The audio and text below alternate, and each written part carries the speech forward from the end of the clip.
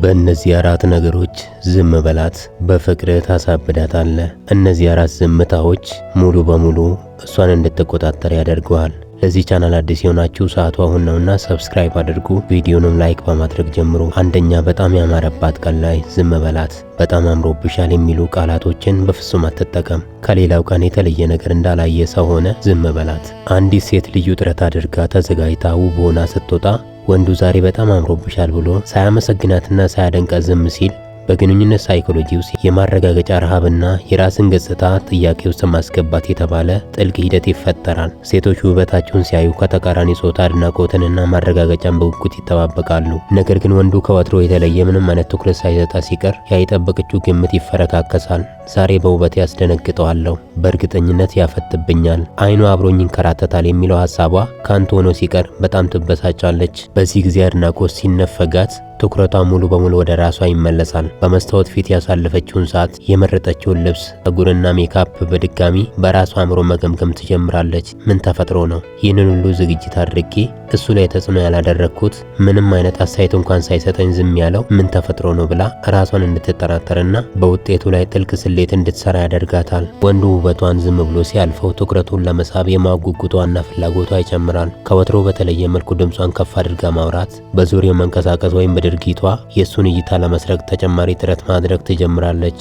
ውዳሴን በልመና ሳይሆን በድርጊት ፍለጋ ውስጥ ትገባለች። ሴቶች ውብ መሆናቸውን ሲያውቁና ሲሰማቸው ውስጣዊ እርካታን ያገኛሉ። ነገር ግን ያ ውበት በሚፈልጉበት ሰው አይን ውስጥ ሳይመሰገን ሲቀር የውስጥ አለመረጋጋትና ቁጭት ይፈጠራል። ይህ ቁጭት ግን ጥላቻ ሳይሆን ይሄ እንዴት ተፈጠረ፣ ለምን ትኩረቱን ማግኘት አቃተኝ የሚል የስሜት ማዕበል ውስጥ ይከታታል። ሁሉም ሰው ሮጦ የሚያመሰግናትንና ውበቷን የሚያወድሰውን ሴት ይህ ወንድ ግን ግድ የማይሰጠው መስሎ መታየቱ እሱ በቀላሉ በውጫዊ ገጽታ የማይማረክ ውስብስብና ጥልቅ ስብዕና ያለው ሰው ነው የሚል ግምት ትሰጠዋለች። ይህ ደግሞ ዋጋውን በእጅጉ ከፍ ያደርገዋል። ሴቶች ሁል ጊዜ በቀላሉ ከሚገኙ ነገሮች ይልቅ ለመድረስ የሚከብዷቸውን ወይም ፍላጎታቸውን በቀላሉ የማይሰጡትን ነገሮች የማሸነፍ የተፈጥሮ ጸንቶ የመቆየት ፍላጎት አላቸው። ውበቷን በዝምታ ማለፍ እሷ እንድትከተልህና አንተ ዘንድ ዋጋ ለማግኘት እንድትተጋ ያደርጋታል። በውጫዊ ውበቷ ሳትወድቅ የራስን ግርማ ሞገስ ጠብቀ የምትኖር ወንድ መሆንህን ስታውቅ አክብሮቷ ከፍ ይላል። ይህ ዝምታ እሷን መጉዳት ሳይሆን የራስን ግርማ ሞገስ በመጠበቅ የፍቅርን ሚዛን ወደ አንተ ማምጣት ብቻ ነው። ውበቷ በሚገባ እየታየ አላስፈላጊ ውዳሴን ስትከለክል እሷ ያንን ውበት በአንተ አይን ውስጥ ለማግኘት ተጨማሪ ጥረት ታደርጋለች። ሁለተኛ፣ በጣም በምትናደድበት ወቅት ለምሳሌ እሷ የወር አበባ ላይ ስትሆን በጣም ትለዋወጣለች። የሆርሞን ለውጥ ስለሚኖር በጣም ያነጫንጫታል። ከብዙ ሰዎች ጋር መጣላት ትፈልጋለች። በዚህ ጊዜ ከአንተም ጋር የመጣላት ሁኔታ ሲፈጠር አንተ ዝም በላት። ምንም አይነት ቃል መተንፈስ የለብህም። በወር አበባ ወቅት በሚፈጠር የሆርሞን መዋዠቅ የተነሳ አንዲት ሴት ከፍተኛ የስሜት መላወጥ፣ ቁጣ ወይም መነጫነጭ ውስጥ ስትገባ ወንዱ ሆን ብሎ ምንም አይነት ምላሽ ሳይሰጥ ሲቀር በሰከነ ዝምታ ማለፉ በሳይኮሎጂ ውስጥ የስሜት መረጋጋትና የደህንነት መጠለያ በመባል የሚታወቅ እጅግ ጥልቅ ሂደት ነው። በሆርሞን ግፊት ምክንያት አእምሮዋና ስሜቷ ከመጠን በላይ ሲነቃቁ ከሌሎች ጋር ለመጣላትና አለመግባባት ለመፍጠር ዝግጁ ትሆናለች። በዚህ ሰዓት ወንዱ አብሮ ከመከራከር ወይም እኩል ከመናደድ ይልቅ ዝምታን ሲመርጥ ቁጣና ጫጫታ ነዳጃቸው ተቃራኒው አካል የሚሰጣቸው አጸፋዊ ምላሽ ነው። ወንዱ ሲከራከር ወይም መልሶ ሲናደድ የቁጣው እሳት ይለኮሳል። ነገር ግን ፍጹም ዝምታ ሲገጥማት የሚዋጋው ወይም የሚከራከረው አካል ይጠፋል። እሳቱ የሚመገበው ነዳጅ ስለማያገኝ በራሱ ጊዜ መክሰም ይጀምራል። ይህ ሁኔታ አእምሯ በድንገት በከፍተኛ ውጥረት ወደ ማስተዋል እንዲመለስ ይረዳዋል። በሆርሞን ግፊት ሰዓት አላስፈላጊ ቃል ተናግራ ወይም ተቆጥታ ሳለ ወንዱ ምንም ሳይመልስ በሰላም ሲታገሳት ውስጣዊ ሕሊናዋ በብርቱ መንቀሳቀስ ይጀምራል። ለማንም የማይመቸኝ ሰዓትና ያለምንም ጥፋቱ እንዲህ ስጮህበት ዝም ብሎ ታገሰኝ የሚል ከባድ የጥፋተኝነት ስሜት ይሰማታል። የጸጸት ቁጣዋን ወደ ጥልቅ ፍቅርና አክብሮት ይቀይረዋል። በትዕግስትም ጥንካሬ ትገረማለች። አለመረጋጋትና የመጥፋት ስሜት ይሰማታል። የሆርሞን መዋዠቅ ሲከሰት ሴቷ በውስጧ ከፍተኛ ፍርሃት፣ አለመረጋጋትና የመጥፋት ስሜት ይሰማታል። በዚህ ሰዓት እንደ ማዕበል የሚለዋወጥ ስሜቷን አብሮ የሚጋራ ሳይሆን ጸንቶ እንደቆመ አለት ሆኖ የሚቀበላት ወንድ ስታይ ይህ ወንድ በምንም አይነት ሁኔታ የማይጥለኝ አስተማማኝ ባለቤቴ ነው የሚል የደህንነት ስሜት ይሰማታል። በዚህ አስቸጋሪ ሰዓት ዝም ማለት ድክመት ሳይሆን የከፍተኛ አእምሮ ብስለት ማሳያ መሆኑን አእምሮ ይረዳዋል። ወንዱ ሁኔታውን በባለቤትነት ስሜት በመረዳት ያንን ጊዜ ማሳለፍ መቻሉ እጅግ ከፍተኛ አድናቆት እንዲኖራት ያደርጋል። በዚህ ፈታኝ ወቅት ዝምታን በመምረጥ የሚያልፈው ወንድ በሴቷ አይን ውስጥ ፍጹም ከፍ ያለ ቦታና ልዩ ፍቅርን ያገኛል። ሴቷ ሆርሞኗ ተረጋግቶ ወደ መደበኛ ስሜቷ ስትመለስ በዚያች አስቸጋሪ ሰዓት ላደረገላት ትዕግስትና ዝምታ ታላቅ ምስጋና ይሰማታል። ፍቅሯ ከቀላል ስሜት መሳብ ወጥቶ ወደ ጥልቅ አክብሮትና መውደድ ይቀየራል። በጣም መጥፎ በሆንኩበትና በተናደድኩበት ሰዓት ራሱ ያልተወኝና የተረዳኝ ሰው ይህ ነው የሚል እምነት በልቧ ውስጥ ጠንክሮ ይቀመጣል። ይህ ደግሞ በወንዱ ላይ ያላትን እምነትና ታማኝነት ወደር የሌለው ያደርገዋል። እሷ ተረጋግታ ስታስብ ወንዱ ለሷ የነበረውን መስዋዕትነትና የሰጠውን ቦታ በማሰብ እጅግ ታፈቅረዋለች። ወደፊትም እሱን ላለመጉዳትና ላለማስቀየም ከፍተኛ ጥንቃቄ ታደርጋለች። ምክንያቱም የሚንከባከባት፣ የሚሸከማት፣ ስሜቷን የሚረዳ ወንድ ይህ ወንድ መሆኑን በትክክል ታውቃለች። ይህ ዝምታ ቅዝቃዜ ወይም ችላ ማለት አይደለም። ይልቅስ የፍቅርን ጥልቀት የሚፈትን የወንዱን ብስለት የሚያሳይና ወደፊትም ለጋብቻ ወይም ለቁም ነገር ህይወት እንዲተሳሰቡ የሚያደርግ ኃይለኛ የሳይኮሎጂ ጥበብ ነው። ሶስተኛ ኩራት ሲላት ዝም በላት። ሴቶች ልክ በሚኮሩበት ጊዜ ከወንዶች ብዙ ትኩረትና ብዙ መለማመጥ ፈልገው ነው። አንተ በዚህ ጊዜ ዝም በላት፣ አትለማመጣት። ምን ሆነሽ ነው? ምን የተፈጠረ ነገር አለ?